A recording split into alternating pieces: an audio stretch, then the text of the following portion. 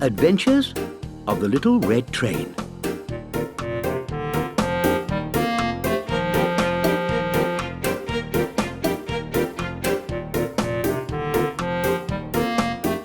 The Great Big Little Red Train by Benedict Blathwaite.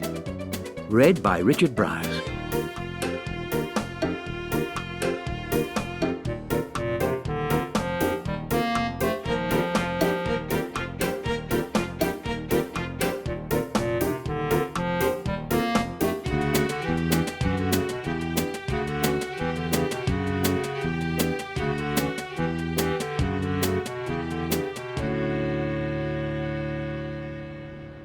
Duffy and Jack were sitting in Jack's guard's van, having a quiet cup of tea, when a large lorry drove past the railway sidings.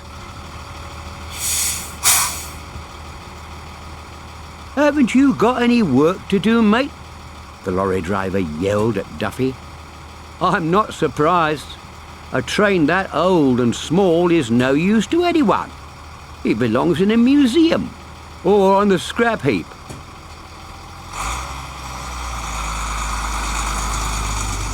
Surely the little red train doesn't look that old and useless, thought Duffy. Just then, Duffy and Jack had 3 unexpected visitors. "The furniture for my autumn sale is stuck at the docks," said the showroom manager. "I want gravel from the quarry for my concrete mixers," grumbled the cement works foreman.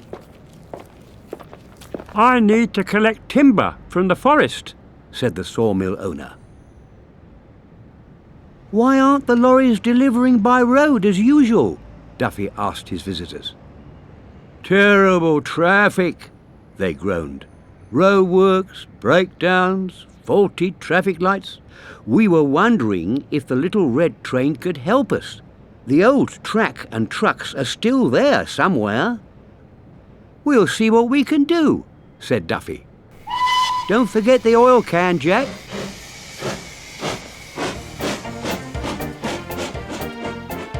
The little red train set off at top speed.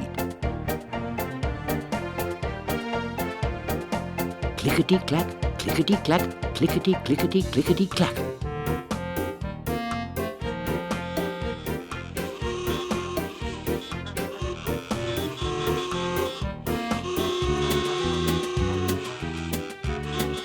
"I can see why the lorries aren't getting anywhere," Duffy called out to Jack in the guard's van.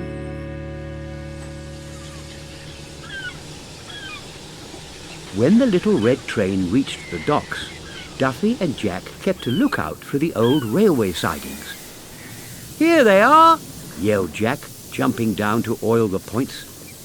"And there are plenty of old trucks too." Duffy hitched up the trucks to the little red train with Jack's van at the back.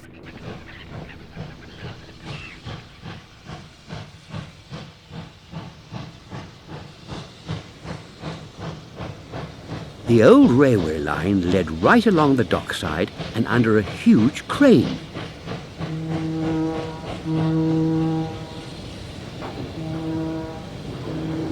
The crane lifted the containers of furniture out of the ship's hold and lowered them onto the trucks.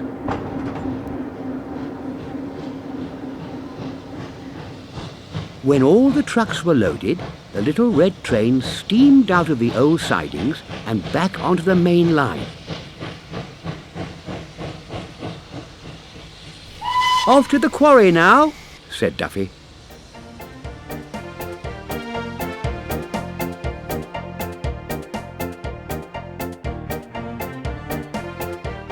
"Huff-chuff, huff-chuff, huff-chuff," went the steam from the little red train's pistons.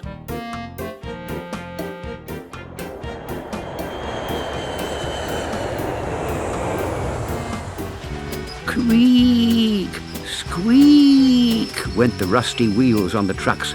Creak, squeak. When they arrived at the quarry, the old railway line was almost completely hidden under a layer of dust.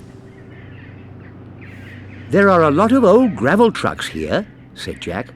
"Let's hitch them up at the front." One by one, the quarry hopper filled the trucks with gravel.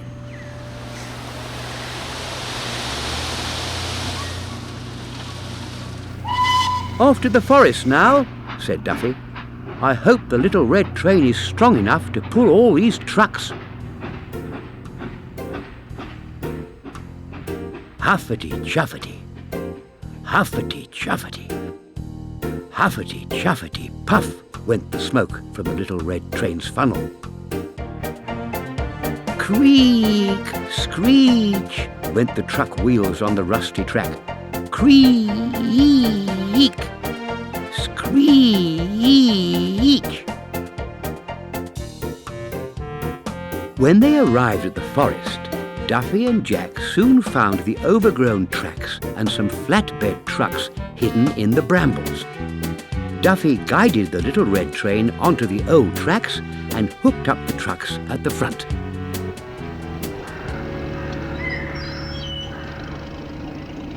The foresters loaded lots of long logs onto the trucks, and they were ready to go. "Let's head for home," said Duffy. The little red train's wheels spun, and smoke and steam puffed furiously from its funnel. Huffety-puffety, huffety-puffety, huffety-puffety, puff.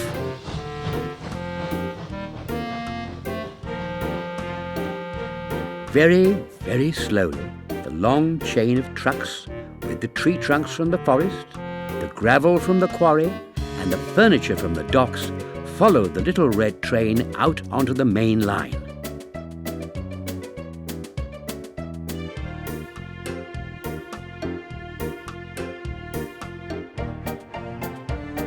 And right at the back of the very, very long train came Jack's guards van.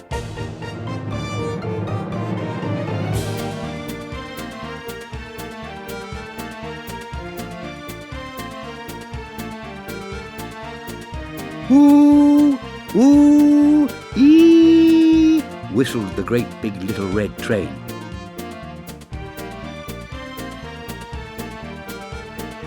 Duffy waved to the lorry drivers who were still stuck in a traffic jam. When Duffy and Jack arrived home, the showroom manager and the cement works boss and the sawmill owner were ready to help them unload. "Thank goodness for the little red train," they said. "We'd have been stuck without you." Duffy and Jack cleaned and oiled the trucks, and then they gave the little red train a shiny new coat of paint. "We're ready for our next job now," said Duffy proudly.